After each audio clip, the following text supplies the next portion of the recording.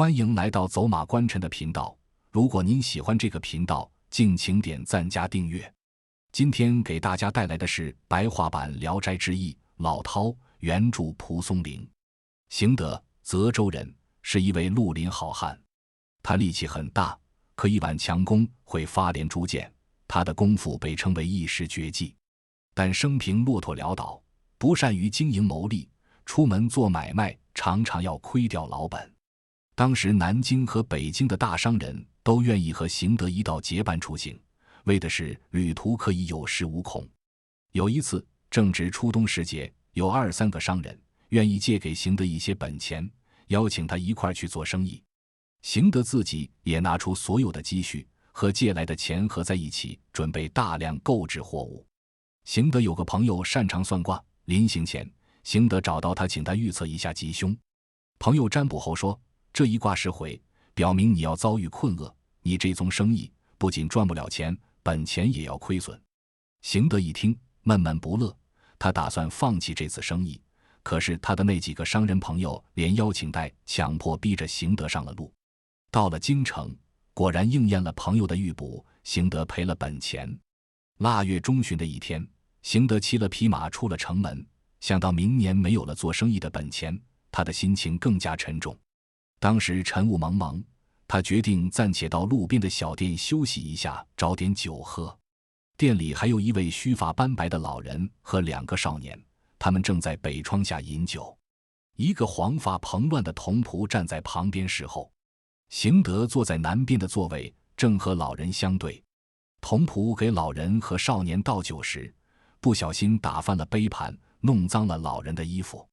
一个少年见状大怒，立即揪住童仆的耳朵，让他拿着佩金为老人开示赃物。邢德又看见那闯祸的壮仆手指上都带着铁剑旋，每个旋有半寸厚，约有2两多重。吃过饭后，老人命令少年从革囊中取出银子，堆放在桌子上，一边称称，一边扳着手指计算，大约用了饮几杯酒的时间，才把所有的银子包裹好封上。然后少年从马厩里牵出一匹跛脚的黑骡子来，扶着老人骑上，那童仆也骑着一匹瘦马跟着老人出了店门。那2个少年把剑矢系在腰上，牵过马来，一道策马而去。邢德窥见他们有那么多银子，斜着眼都看直了，一股贪婪的欲火烧制着他。于是他放下酒杯，急忙尾随他们而去。邢德看见老人和童仆在前面慢慢的行进，就离开正路，抄小路，斜插着冲到老人面前，拉满弓弦，怒视着老人。老人弯腰脱下左脚的靴子，微笑着说，你不认识老饕吗？邢德没有理睬老饕，而是用力拉满弓向他射去。老饕仰卧在马鞍上，伸出左脚，2个脚趾张开，就像钳子一样夹住了邢德射来的箭矢，笑着说，你就这么一点本事，还用得着你老子亲自上手吗？邢德一听，心中大怒，施展出他的拿手绝技连珠箭，前箭刚发，后箭应声而至。老饕出手接住一支箭，好像根本没有料到他的连珠箭法似的，第2箭直接射入他的口中，只见猛然一跌，堕于马下，口中衔着箭头将卧在地上。那童仆也下了马。邢德心中暗喜，以为老饕终死而死，便慢慢地走进老饕。突然间，将卧着的老饕一跃而起，吐出箭矢，拍着手说，初次见面，为什么就开这么大的玩笑呀？邢德大吃一惊，坐骑也吓得撒腿狂奔。邢德这才知道老饕绝非等闲之辈，再也不敢返回劫掠了。邢德骑着马又走了30-40里，正赶上地方官吏的管家带着大批财物赴京。邢德拦路夺取过来，估计能有1000两银子，心里才开始舒展起来。正在急忙赶路之时，忽然听见远处传来阵阵蹄声，回头一看，却是刚才跟着老饕的那个童仆，骑着老饕的那个瘸骡子飞奔而来，斥责他说，汉子站住，猎取的货物应该多少分我们一些。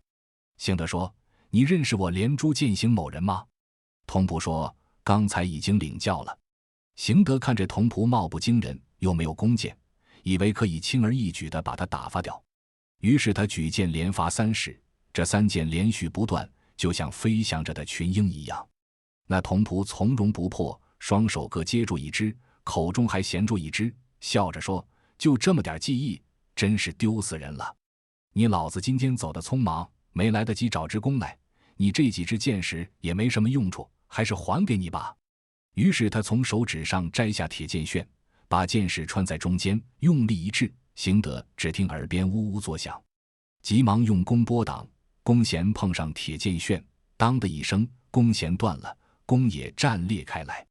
行得被这童仆的绝技惊呆了，还没来得及躲避，箭矢已射穿耳朵，行得不觉翻身坠马。童仆也下了马，正要搜索他的钱物，行得躺在地上，用弓奋力击打童仆。童仆一把夺过弓，一折为二，又一折为4节，然后扔在地上。接着童仆一手握住行得的两臂，一脚踩住他的双腿，行得只觉得双臂像被绳索捆住，双腿像被重物压住了一样，一动也动不了。行得腰中扎了一条双层皮带，足有3指宽，童仆用一只手轻轻一捏，手过之处，皮带就像灰烬一样断开。童仆取出行得身上的财物，然后跳上马背，举手致意，说一声冒犯了，就飘然而去。行得回到老家以后，终于成为一个品行端正、守法循礼的人。他常常毫不隐晦地向人们讲述这段往事。他的经历与刘东山的故事差不多。